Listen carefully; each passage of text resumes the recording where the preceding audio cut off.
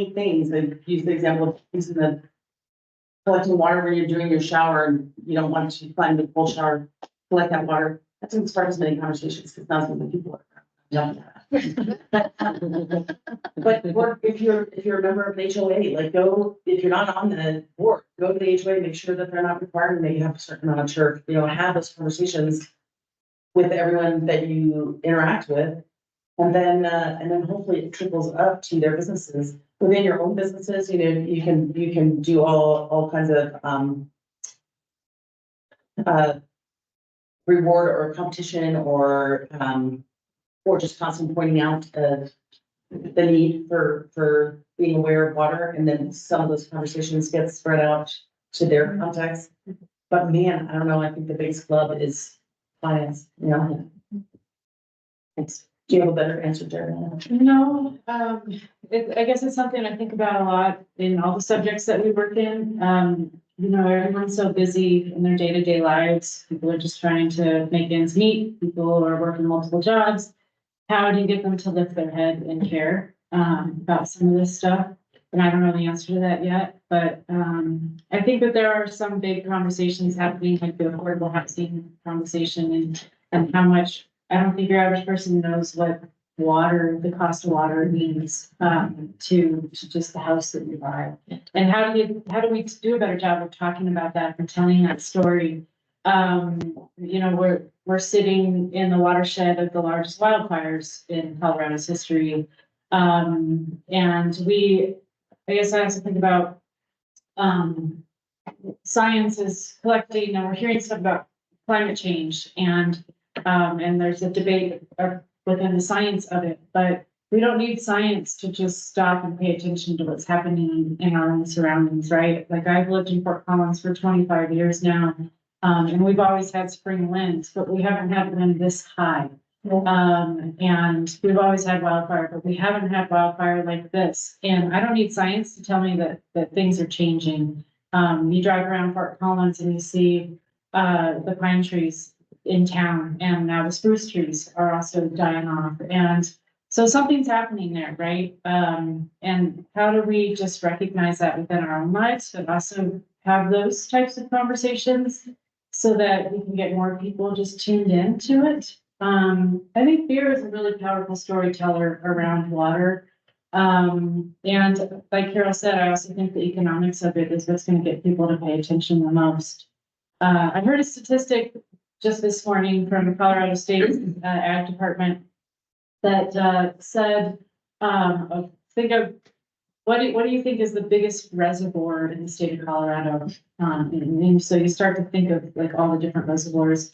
Well, actually, our soil in the ground is holds 2.5 times more water than any reservoir or all of our reservoirs ended up in the state of Colorado. And I thought that was a really interesting visualization. And you think about how aerification is happening around the West, but also definitely here in the Front Range of Colorado too. And what would it mean to be better stewards of our forests that create ecosystems that more water is just sinking into the ground, and what that means for our rivers and our streams that feed our cities, and the significance of that. And how do you tell that story? How do you get people to connect with that on a personal level? I don't know. But we have to keep talking about it. Thank you. Any other questions? I just wanted to, like, you guys keep talking about this economic impact and how you're relying on municipal water supplies, but this is something you're paid into and got your water rights for your business, right? That's for somebody who wants to start. So I'm curious with your industry stuff. Not in my experience. At our size, we're quite small, and there doesn't seem to be any shortage of people. Every brewery that goes out of business, not there's someone who's waiting there in the wings to take our equipment and lease. And new breweries still starting up, but I think the majority of them are not at our size. They're not buying their property, and so they're paying whatever water rate the landlord is passing along to them. You're not dedicating water rights for the breweries. Basically, I'm interested. I think, well, the Carol's size, horse dragon size, it may not have been necessary, for New Belgium, it was. For our size, we had to buy ditch rights, and different water rights throughout the years, that New Belgium was expanding. And dedicated them to the city of Fort Collins, since we run off of their systems. Yeah, and so like that was part of the process. It's kind of interesting. 4 or 5 years ago, I went back and tallied up the amount of water rights that New Belgium purchased over time. And, what the CBT, the cost of the CBT share is right now. And that actually would have been a $20 million asset had they not dedicated it to the city of Fort Collins, but that was part of the process. And this statistic is probably 10 years old at this point, but I remember, hearing from the city of Fort Collins, I think there's someone here from the city utilities, but, at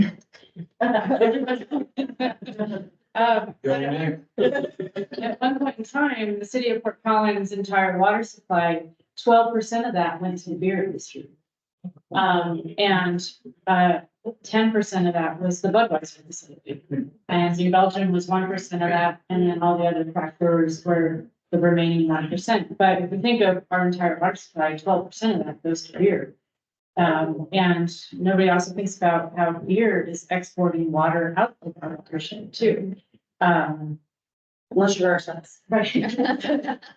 But it's just finished process in the same basin. Yeah, but I also have seen some small brewers start up, their own city water, they start to grow, and the cost of water does actually significantly. And so, yeah, there are brewers here in town that close because of that. Where they just didn't take that into consideration for business ones. Like, you know. I think about it in Johnson, you know, how many breweries, I can imagine that's probably part of why. Yeah. The cost. The water is position. I know for Windsor, for Peculiar, that was the thing, we had to make sure, and when they came in, that they actually dedicated that water. So, you know, there was a higher level to what it is versus it. But it's almost like an economic. I don't know. Hurdle, you know? You're not gonna get those businesses if they're not providing some services.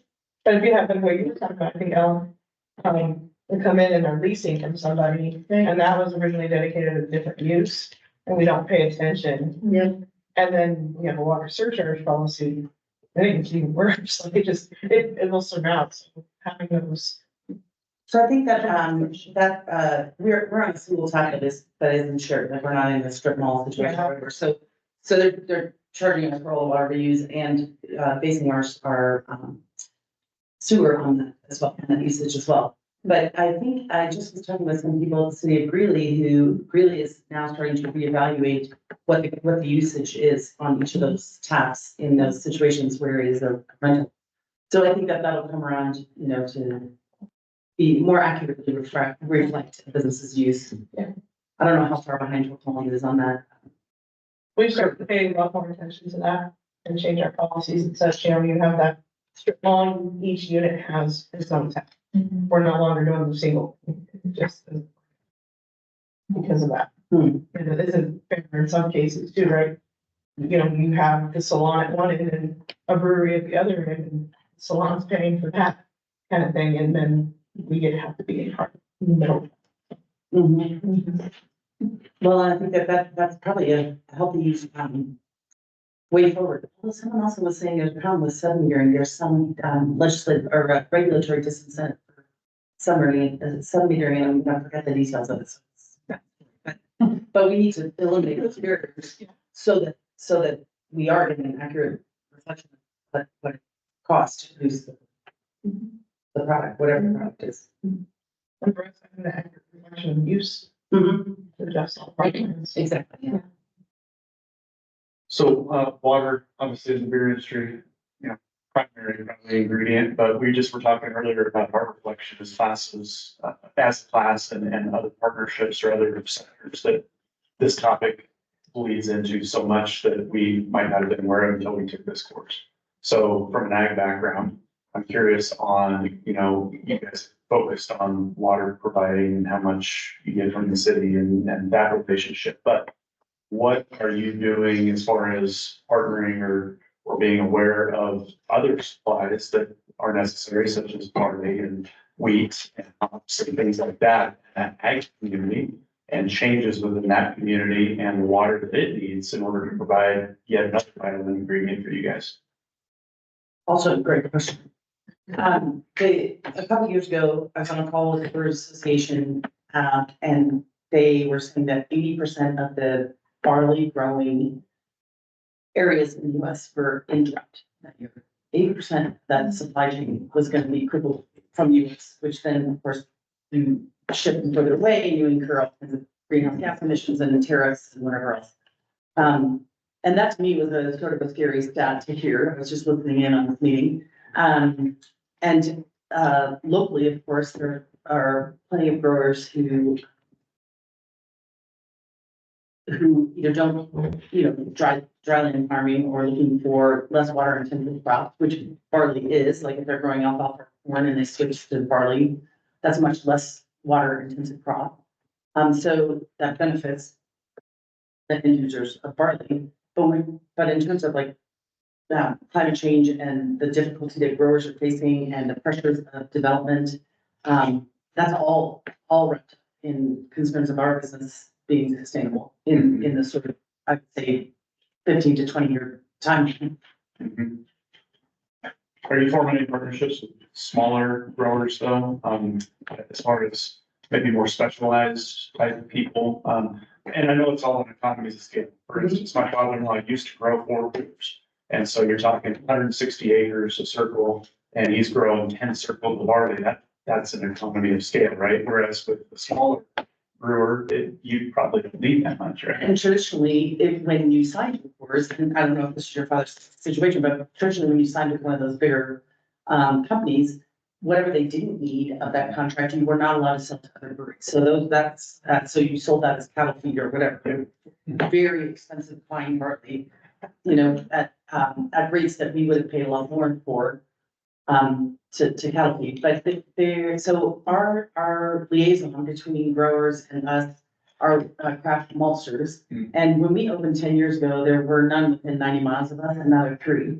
So that has been hugely helpful because one of them grows their own barley, one contracts with smaller plots of smaller farmers or huge farmland that is willing to dedicate a certain acreage to craft grains and craft malting.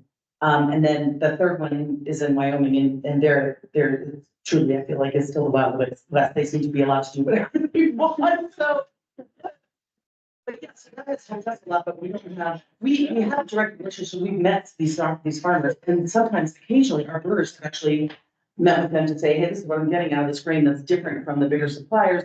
This is what I like about it. And that's kind of a cool thing to see, almost not quite consumer to see that hybridization, but it's almost, that shortening the supply chain that way is very cool. But most of the heavy lifting on those relationships is done by the maltsters, and we just benefit from them having that relationship. What your situation is with. I'm not as connected to New Belgium's supply chain anymore, but from the foundation standpoint, we are supporting a lot of regenerative agriculture research and transitions for farmers. And theoretically, that is something that improves soil health, which includes soil moisture in it. And I guess one example I think of that does relate back to New York Stilling is the San Luis Valley. They are struggling with water right now, both groundwater issues and export issues. And they are having dust bowl events that they're experiencing, and dust on snow impacts the rest of our water supply too, on the Front Range. And so they are looking at some regenerative ag type practices, like always having the ground covered with some sort of vegetation, and in doing so, planting a winter rye up there.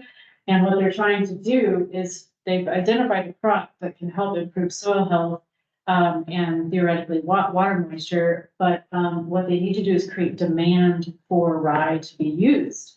So they're trying to campaign with a bunch of the distillers to provide a winter ride that solves their dust bowl soil health issues.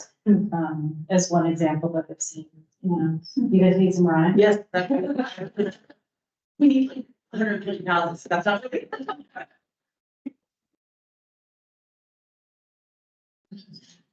Early, touched on this earlier, with the difficulty of staying on top of these topics or engaged with these topics while also part of the business. I'm curious, so I work on utilities, so I'm curious from a government perspective. I gave you a magic wand, what is there something? Is there additional support you would want from your local municipality? Is there additional programming available or funding available? Or what would make your lives easier to both focus on water issues and run your business on a day-to-day basis?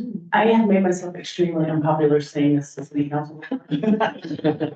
I'm a fan of raising the rates, especially for luxury products. I understand there's an equity issue with water in terms of it being necessary for human life. But if you're making a luxury product, I really do feel like we are investing a fair amount of money that we don't have into trying to be more responsible with water use and be involved in the water scene. That pressure does not exist on other companies. That's just my guilt, Tim's guilt that motivates us to do that, So I like that level playing, but that's a very unpopular opinion, actually, as it turns out. But I appreciate your courage to say that. Yeah, because most businesses wouldn't recognize that. And, I think the challenge with the use it or lose it, kind of water right holding, has made some municipalities not incentivize or implement conservation yet, because they don't want it to be cut back yet, because they have to use, what their water right says. And so until that population size is large enough that they create the demand that they need to cut back. And so that's hard, and it's a legal thing, right? That use it or lose it. And so how do you create more incentive, until you get to that point? I don't know. But it'd be nice to see more municipal leadership around that. And where that intersects with the environmental issues too. The state has set what these minimum flows should be in our rivers around the state. And we're facing a warming climate, and that minimum flow is not enough for what it's gonna need to sustain a healthy watershed, healthy fish populations. And so, but our legal system, the way that our water rights have been sculpted, we don't have a lot of room to say who puts more water back in the river. So how does we, as communities, get creative in thinking about ways to work on these solutions together, not just leave them on the municipal or the legal battles, but to also say, like, what can we collectively do to all pitch in to have a little more water in the river? And maybe that's why conservation needs to be implemented sooner. And how do we get the message to people that your efforts at conservation, no matter how small, are what's enabling a healthy ecosystem in the river? Or is enabling the lifestyle that you came here to experience, whether it be outdoors or brewery crawls or whatever it might be. I don't know how to get that message across. We've tried to work with you guys before on info sessions. It's hard to get people to come out for that topic. When I entered this class, I was aware of the figure that's thrown around about 80% of the water on this side is going to ag. And my solution was like, well, we need more houses, let's just cut back on ag. Like literally, that was my understanding of water, and I care about water, and I grew up in this environment. So obviously, the word needs to be spread that that's not a solution, that's not a viable solution for the long term of the whole area. And how to get that message out? This class is great, but there's only this many of you, and it's limited, of course, by your capacity to have more. So I wish I had a great answer. If you ever want to come try and do something, we will blast it out, and all 12 people who get our social media will do it.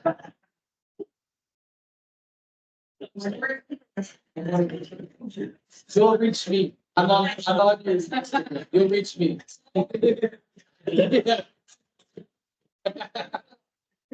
I don't know. I mean, Steve, I know sits on the Hood River, who runs through it, committee and works on the Hood River Forum. And it's a big crowd, but it's not a shallow crowd, and it's often preaching to the choir, you know, like, how do you get new people in these arenas? Steve, have an idea? Let me comment. So I was on the Fort Collins Water Board for 10 years, and it's a complicated message because let's say people conserve water, but then they pay the same amount for it. They feel like they're paying more for less. This is not. We're paying more for other people to come in and use the water. It's something like that, but the reality is they're paying the same amount of water and getting the use out of it that is appropriate. So like if they buy a washing machine, it uses less water. Okay, so they pay more per gallon for the water, but they get the same number of loads of laundry for the same amount of money. So there's that part of the message. And then another thing is that a lot of the costs for your water are fixed costs. They're for the pipelines and the chemicals and all this stuff. So conserving water, it's not a one-to-one that, oh, we conserve water and the utility saves a bunch of money. No, they've got a 100-year backlog on replacing pipelines, right? And they replace 2 miles a year. And it's gonna take them 100 years to replace all their pipes. So people don't understand the fixed cost part of it, and the conservation is just a sliver. So, you know, it's a hard thing, and, yeah, it's I complicated. think we would have to start thinking more creatively, and thinking outside the box as to just looking at our infrastructure systems. I think back on, so we participate in something called the Water Table. It's a group of large water funders around the country that pull funds for water projects. And 2 years ago, Representative Melanie Stansberry from New Mexico spoke to the group, and the state of New Mexico did a technical assessment of their future of water with the state engineers and the USGS. And that report came back and said that in the next 50 to 70 years, there's going to be a 70 to 90% reduction in snowfall in the state of New Mexico. And Melanie's call wasn't about, even though that's a drastic statistic, it wasn't about the water, it was about the infrastructure. Because the infrastructure projects that we approved today, like in this reservoir, it's the same type of infrastructure, but it's gonna be around for 50 to 100 years. And 100 years from now, water might not arrive in the same state that it is. So how do we think about the infrastructure that we approve and build today, and what water will look like in the future? And so that was more of a call for creativity, for thinking, for like, how do we re-examine the systems that we currently operate in, that feed our city water supplies or our customers, and what will that future look like? Especially when there's 20. Exactly. Minimum. So back to creativity on our side, we've been talking a lot about how we explain the things you were talking about. One of the things we're building is a cube. Our water efficiency person, specialist, building a cube to take out and visualize, this is 1,000 gallons. And then talk about when you have a bottle of water, how much that price is for 1,000 gallons. When you think you're doing well, by doing that, that quality there is better, is not as good as what you get out of your tap. And then start to talk that conversation. The other thing is for our town board, they're always wanting to compare. What's Fort Collins paying? What's Greeley paying? And why are we not? We have to remind them that Fort Collins and Greeley have already done their big projects for the most part. And so they're down here at the bottom of that dollar scale. We're up here because we're now doing our big projects. We were 150 years late. Sorry. You know, and showing those visualizations and stuff and talking about preference. Would you rather pay $120 for your cell phone bill or 80 for your water? And what people's choices are made that people are making. And I, it's, you know, how to compare that. Explain why racial are. Oh, yeah. Start those. Yeah. $10 million project, it's Yeah. 305. Yes. And they still haven't broken ground. Yes. I think an idea might bring the lead pipe you have to every brewery. And let folks see a rotting lead pipe and talk about the cost. More tactile, visual. Yep. But I'm gonna keep the one here cube. Yeah, that's where lead pipes is here, you know, you'll drink more beer.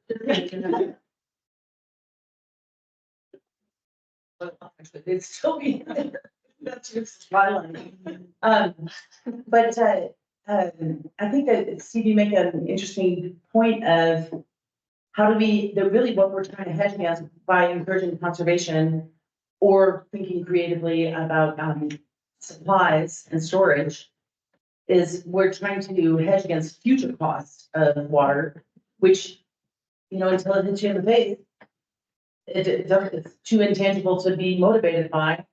But by the time it's hitting you in the face, there's this back.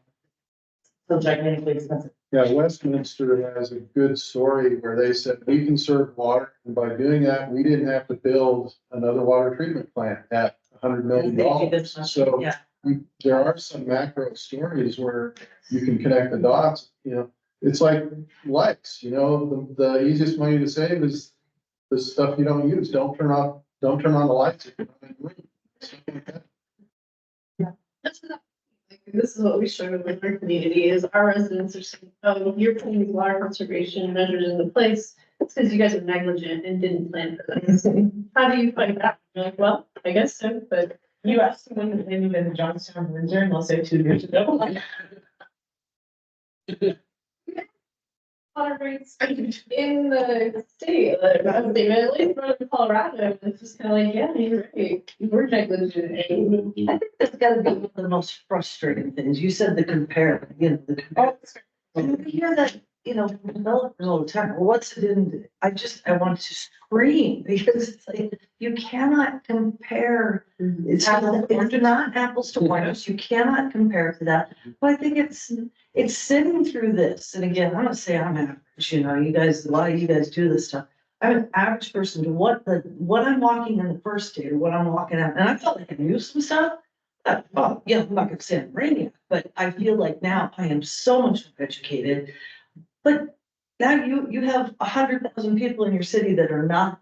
And it's like you wish you could take 100,000 of them, set them through this, and it would solve a lot of issues. It wouldn't solve problems necessarily, but it would solve a lot of those things that you guys get, you know, yelled at, or we get these kind of things.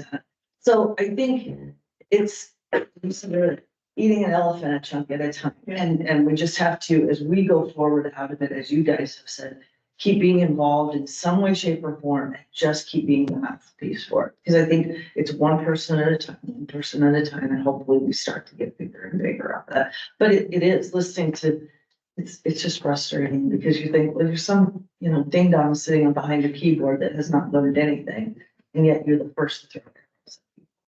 I just don't know. That's a good point, and I think constantly about how do we just get more people through this program and just more average people, and then just have to talk. So we're thinking about that too. And we are thinking about, you know, making it some portions available virtually. So like, if you had to do the bare minimum, county commissioner, like, this is what you should know. And it's gonna be not as good as the class because you build all these relationships, and you learn from each other and you build partnerships, but at least they'll have some basic knowledge. So. Like I have a friend in Denver who has a young child, and she reached out to me recently and was just like, I want to know what you're seeing in water, and is this the right place to raise my kid? Because of our water future. And for me, it was just like, like what is she seeing that made her ask that question? Didn't the city of Fort Collins do a general, or was it the issue that did like a general public discussion of water? 101. It was Lamar County, Colorado Water County and Lamar County partnered to do it. I don't know what the response to that was, but it maybe more efforts like that would help with just the general Yeah, level of knowledge in the community. yeah, Again, if you can get the people there, that's, we try to do stuff like that at the brewery and, you know, find people show up. So. I was actually just gonna ask that, because I know CPRW does pub talks, but only 5 people show up. I think it's Career Heritage Alliance actually, that one people talk to you, you know, might be careful about that. But yes, I know we have a few people, but it's again, it's often preaching to the choir, it's not generally newcomers to the topic.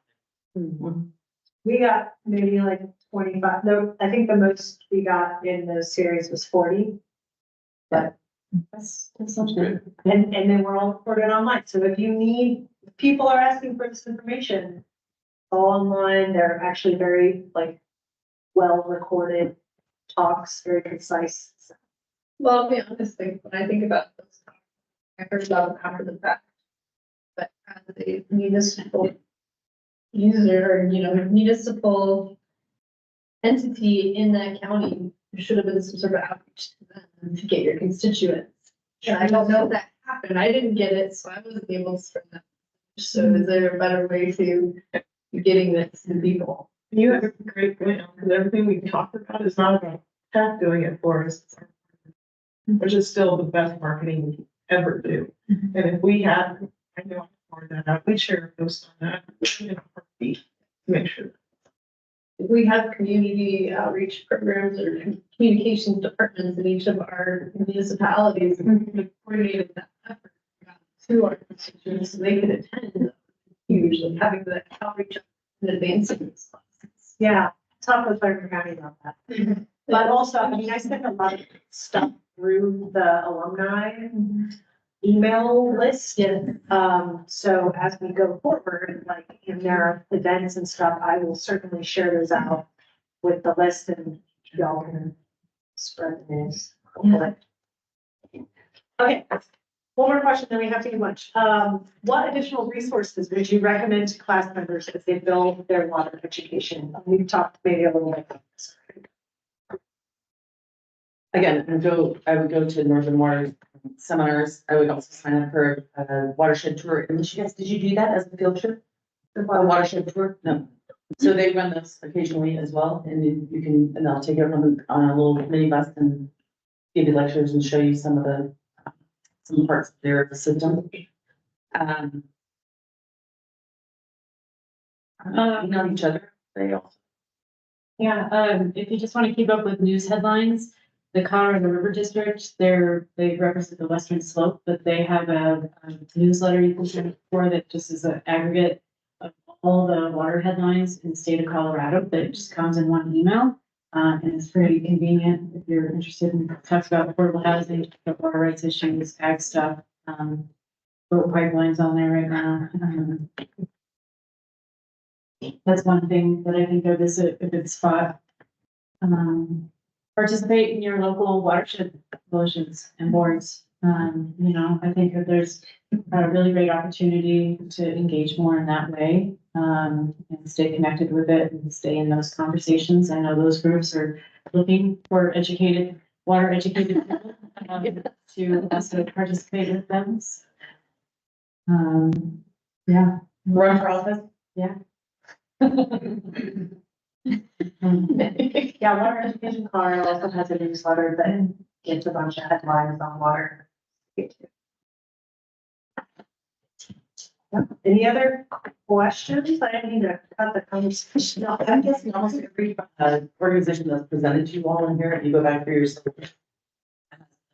newsletter that you can set up. Of course, you might spend all day in front of your meetings, but yeah, I would pick and choose some of those. That's because a lot of them have that. Oh, I just wrote on the Colorado River District. There's something where you're. And also I want to say that I did bring these things that changed my water usage personally. And I got them, we lived in Asia for a long time, and I got them when we lived there, and they were everywhere there. And I couldn't have them here. I wanted to bring them to you. So I'm sure these were made in China, and I'm sure that the plastic in them took more water than you might save over the course of their lifetimes. And I used to hated Amazon to get them here. So but you don't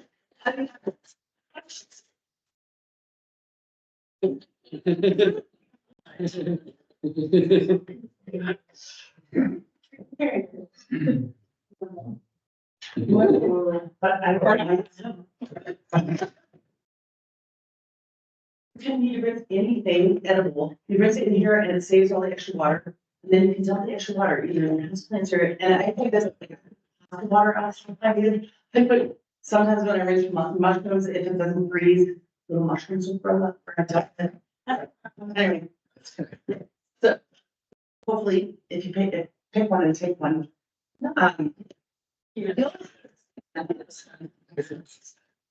Let's see.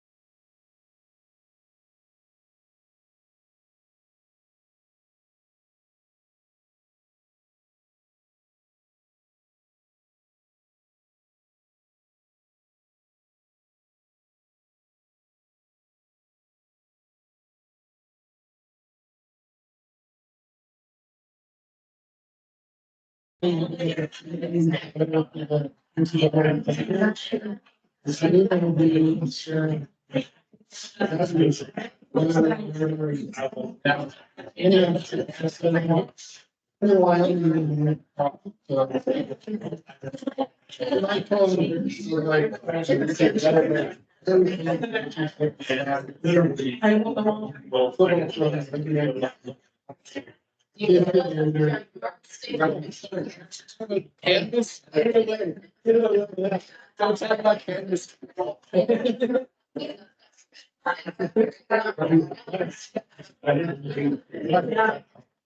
Yeah.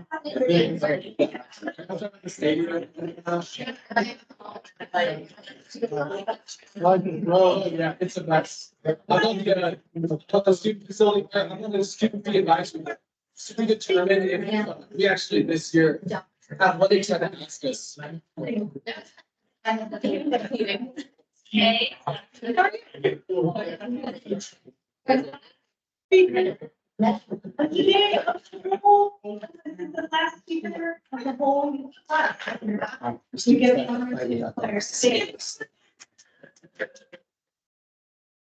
Just. The facing partner, as you know, in this whole We lost. as well, but the background, so she's the director of community engagement and communication, at the Community Foundation of Colorado.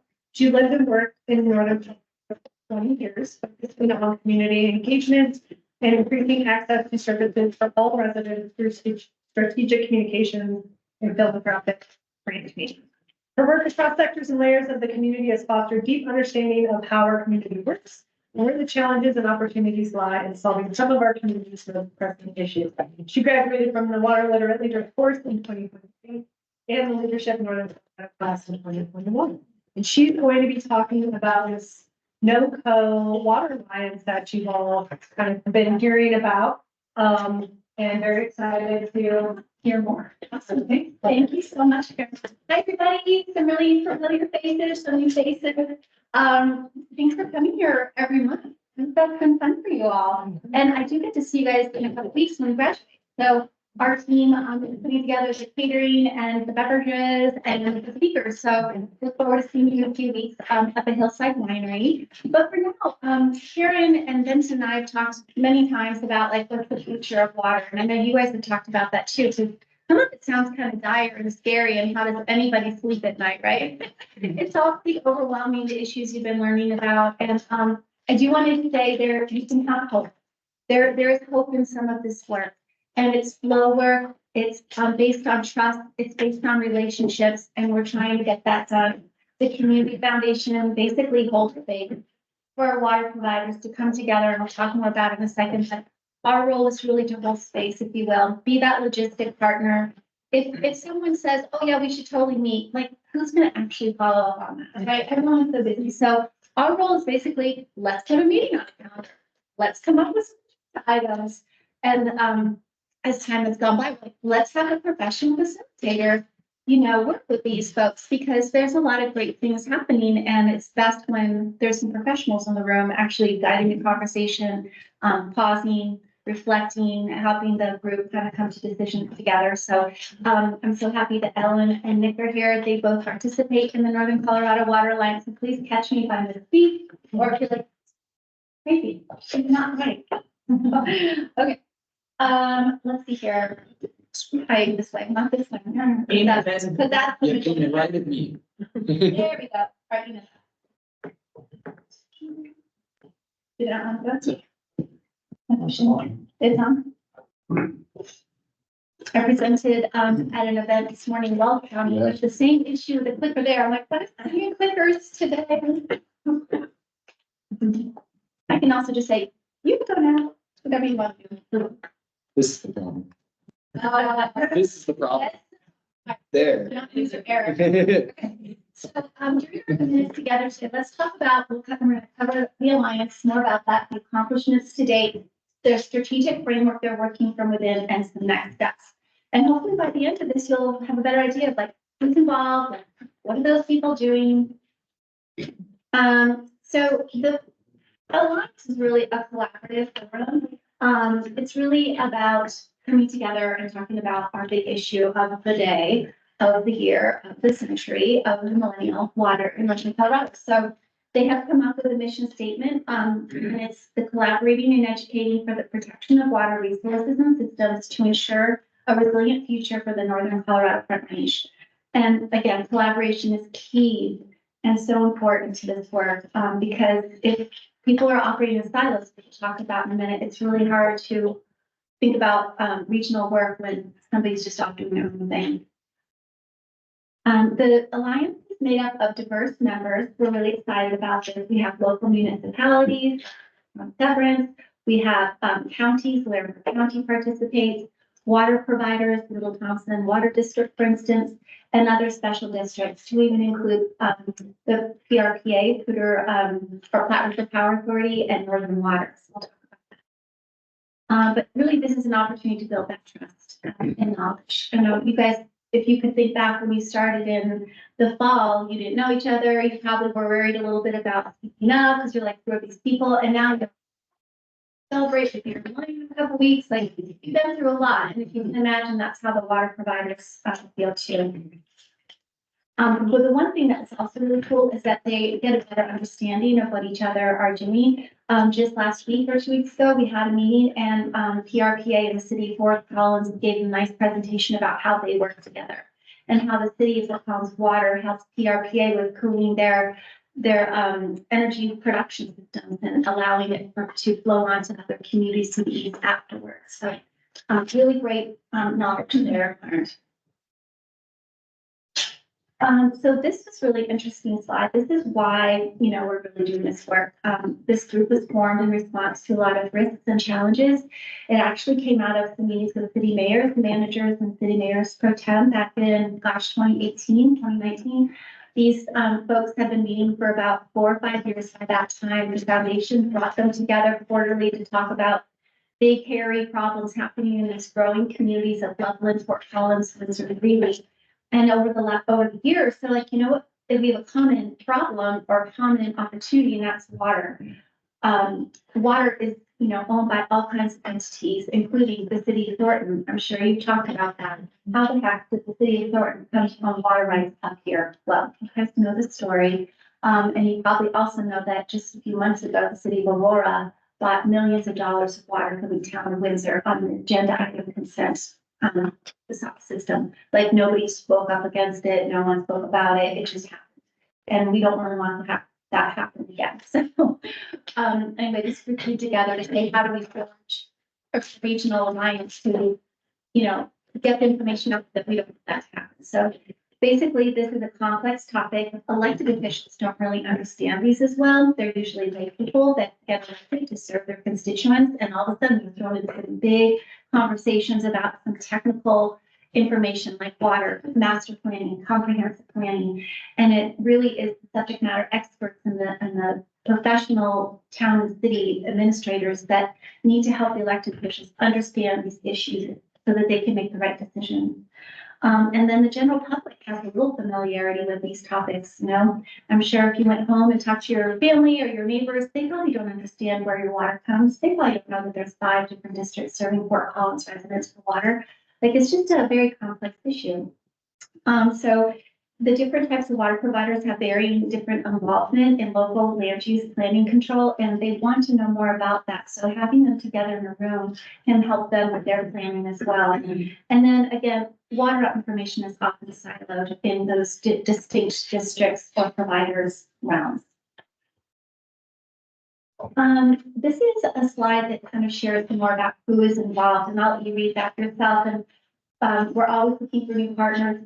And we're also aware that the business community would like to be involved, the Chamber of Commerce would like to be involved, ditch companies would like to be involved, and I think we will get there. We'll talk about next steps in a minute, but one of our tools in our toolbox is like a traveling roadshow presentation like I'm sharing with you today, and some materials that are kind of like a handout. And we are coming up with a system or a process to maybe take this information and go to the ditch companies, go to some chain companies, update people on what this group is doing, and over time, how do they come back together to each other and stuff. now this group is really, would you say you guys still building trust, still learning about each other, storage, supply, things like that? Again, this is convened by the Community Foundation Northern Colorado. We really see ourselves as the community's neutral kitchen table. You know, when you have an issue to talk about with your family and friends or coworkers, you can often sit down at the table and talk about it. And that's kind of our role in the community, has been for dozens of years now. Shout out to Mark Driscoll, one of our former board presidents and members, and we couldn't do this without leadership, Mark. So thank you so much.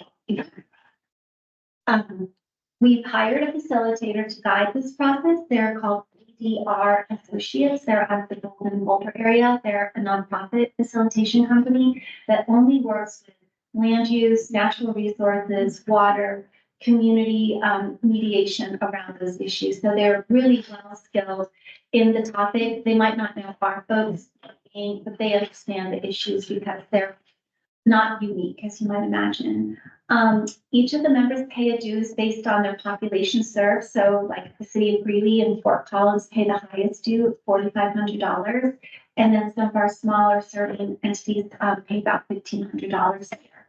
And that covers the cost of the facilitation, our staff time to do all those logistical things. And sometimes we have a happy hour. We're getting there.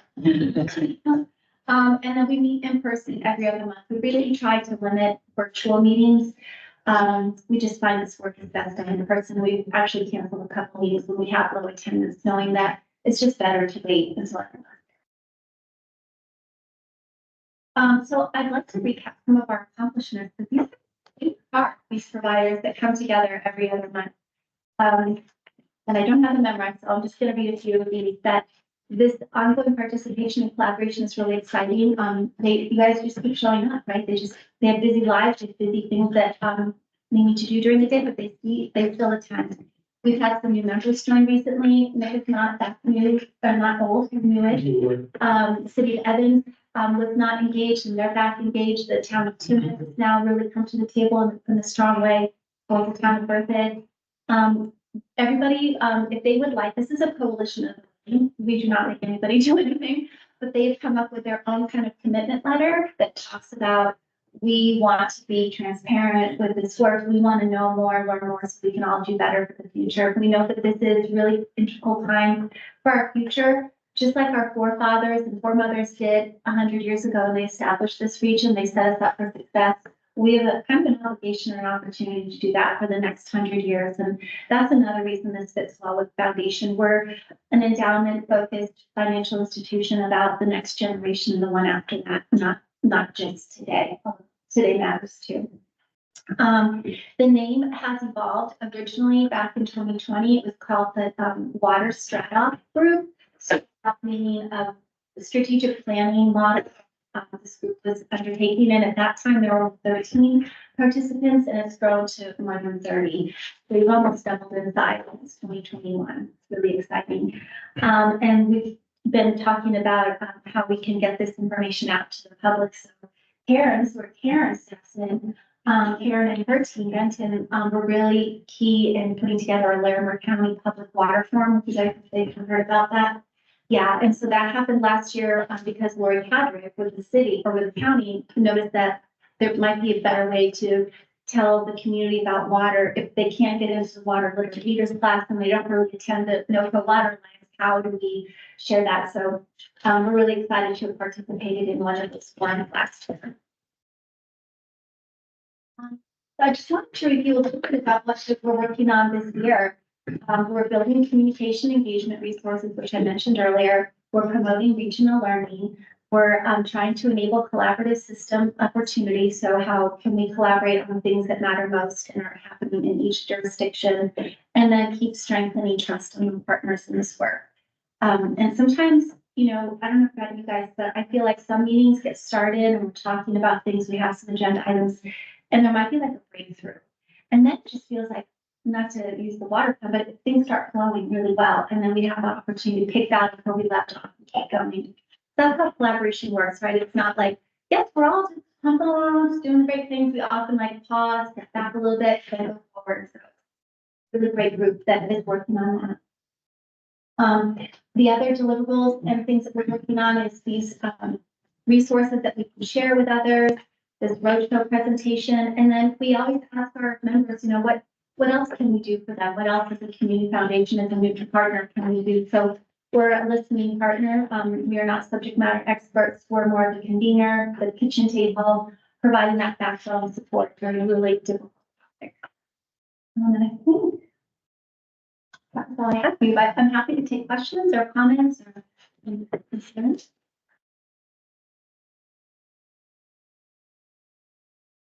I mean, it's not really bringing just, I just want to verify. Oh, sure. We didn't sell anything to Aurora. Okay. We were working in partnership with Greeley to potentially buy some of these shares Yeah. and Aurora. Yeah.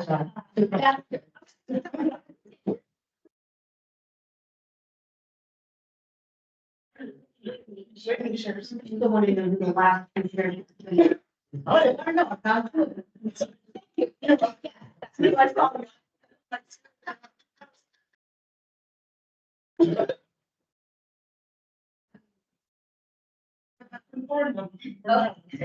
Love it. Job was hired. Yeah. Yeah. Mhm. It's just a different type of ditch company and a different type of rate. They use it for their nonprofit. They have other lines.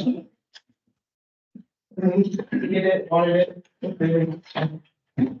It's not. Yeah. Sorry. No, it's Whitney. Okay. HITT anymore. And how would Aurora get water all the way up in Windsor to them all the way down? Not my circus. So how do you- Were you not? Yeah.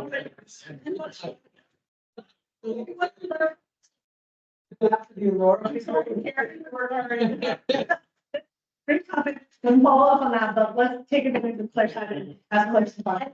Yeah, are you coordinating with the county on master plan with this group that you convened? Yeah, so Lori provides frequent updates, I believe, and I don't know what happens outside those meetings, if you guys are invited to things that she hosts, I don't know. So she came and presented on the master plan, and then you had the opportunity to be part of the advisory group. But I see, but it's kind of like, it's an interesting forward in the perspective of how they treat water. There's some different perspectives in the municipality. So, So are the members primarily water suppliers of some? Mhm. Okay. Yeah, they are. Yeah, and that's the, kind of the different thing with Lori's participation in the Larimer County. Don't really provide water, broadly, I think they have one little tiny aspect of that. But to me, that's just such a sign of collaboration. We're having coffee with the Wells County Commissioner in a few weeks, which we're very excited about. We've invited them over and over to participate or just listen. But they operate just differently than Larimer County, but I think, we're be nice, you know? And stay in my lane, but, so, we're gonna chat with them about their potential for coming to Can I ask what you're from? Scott James. I have a question. Yeah. So one of the goals or I don't know what objectives or something, of the group is like education, regional education. How do you have an idea of what that means? Like, are there activities planned for that? Is that more just like talking within municipalities about what everyone is doing and trying to like coordinate some materials or? Yeah, I think of all of the above. So, I think right now we've created the materials, the roadshow materials for our participants to take their boards or their decision-making bodies to let them know, like, do you wonder where I go every other month for these meetings? Let me tell you what we're doing. Kind of just an easy way to talk about it so we have the same message. But there's also conversations of late that are talking about, do we staff something somehow or someone volunteer to take this to other areas, maybe beyond Northern Colorado, to raise awareness of the strength in numbers that we have with this group of Alliance. So it could be, I don't think we have time or capacity to do Rotary clubs and the Lions Club, but we definitely want to start with our own folks who's making decisions to back to that point about educating people on such a complex topic. You guys have spent almost 9 months learning about it, and you just scratched the surface, right? So imagine when you have 15 minutes on the board agenda, they talk about it, how they have to get to the point really clearly and quickly. So it's more about educating potential other people to join the group. The group, Like more I about was the thinking like public education. Gotcha. That, I think that is more like in line with what the county did with their water forum with you guys, putting the curriculum to people.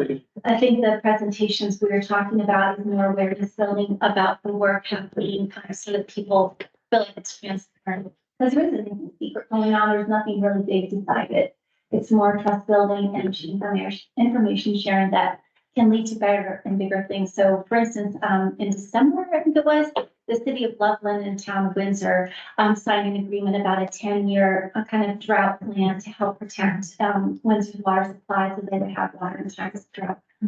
I'm totally like making that a nutshell, but when we talked to Steve Adams at the time and Shane Hale, they're like, if it weren't for the Northern Colorado water vaccines, this may not have done. We might not have been able to get this done, or it would have taken a lot longer, but because we see each other every other month, it's just top of mind, and they were able to make this happen for a 10-year, which is awesome. Okay, thank you. Yeah. One of the goals that you talked about is building trust and building relationships. And do you have any metrics that you're paying attention to know how are you measuring success? That's a great question. We haven't gotten formal like that. To be like, tell us on a scale of 1 to 5 how you feel in trust building. I think going back to the point that when we host the meetings, and it's always great when people attend, they make time out of their schedule. They might come a little late or leave a little early, but they prioritize those meetings. And we do monitor attendance because when someone has missed a few times, we immediately check in with them. Is everything okay? How are you doing? Did something come up? How can we fill your needs better? We've checked in a few times, like, are we meeting on the right day and time? Like, is it a day and time thing? How do we make sure we're meeting the right time? I would say it's a group that's evolving right now, trying to figure out what our purpose is. It's kind of a big question like our minds right now. Like, we have different stakeholders. Like town managers, we have our directors, like the utilities specifically for water. So it's just that it's an interesting dynamic on like, what are we trying to accomplish with the people? What is our end game? Necessarily have direction. I like, one of the meetings that we held earlier this year was really interesting with workforce. We not last year about how a lot of the facilities that manage water treatment and water delivery require certain certifications, and how that we have some gaps in workforce there, and oftentimes the workforce moves around and goes to work for each other's organizations, and how do we shore that up in the future and look at succession planning for some of the generational workforce that we need to hire in the next 5 years. No, that's top of mind. You guys have a symposium about that too. Yes, I'd love to be connected with that group and just share some, learnings and next steps. On schedule. Okay, well, thank you for coming. So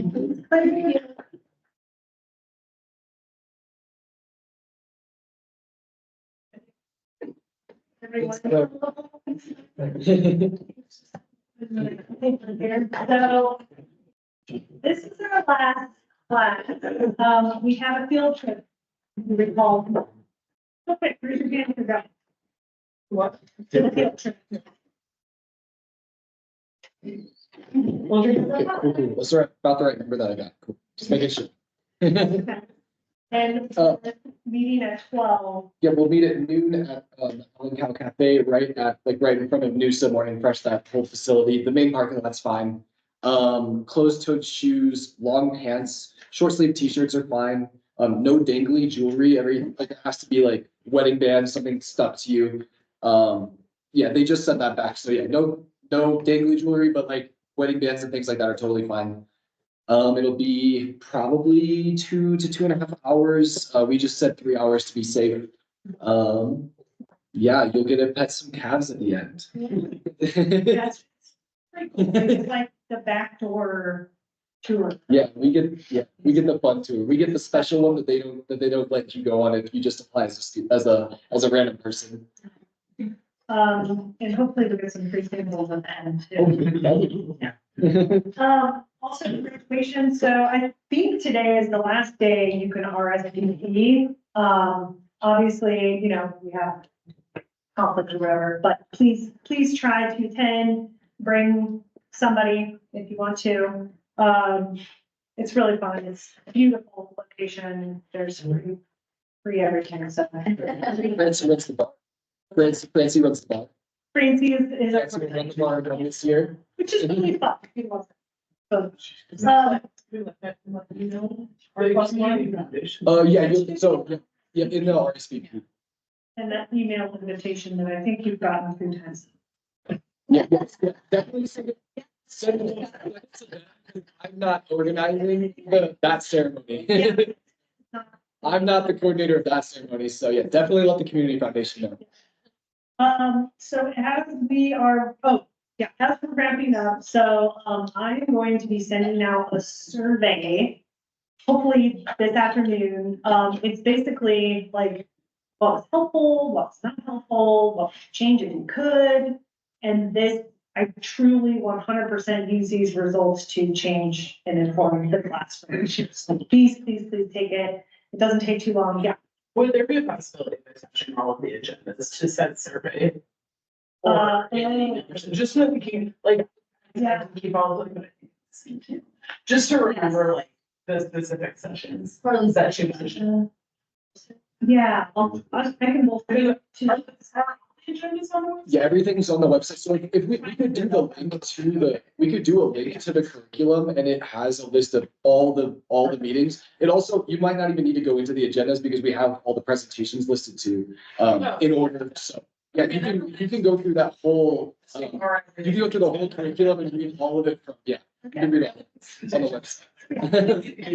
It really helps me, know how, like, what we need to do differently in the class, what's helpful and what's not. So, thank you, survey. Also, last request, share this class with your contacts. So we're gonna be opening the application period up in June. I will send out the link and everything to you all. Please share that with people you think would benefit from taking the class. Jason, I'm looking at you because we really need that ag representation in this class. It's really hard to get. And it makes not to like single everyone very important to share with your contacts, but we like to get a diverse representation of perspectives. It really enriches conversation.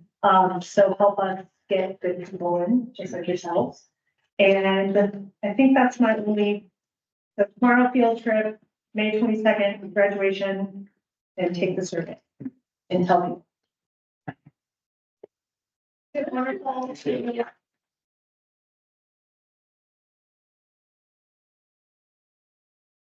Send emails, you know, with announcements and things to the alumni list. One thing that we were just talking about is people change jobs all the time. So if you have your professional email, we might actually start asking for personal emails. We have a ton of bounce backs on our current alumni list, and it's sad because people still want to be involved, but like we have no way of. We don't know where. I think Ben is gonna send a form. Yep. I'll send a form for personal emails so we can make sure to keep up with y'all if you want to be on the alumni email list. And you might change jobs in the future. Yeah, all right. Go for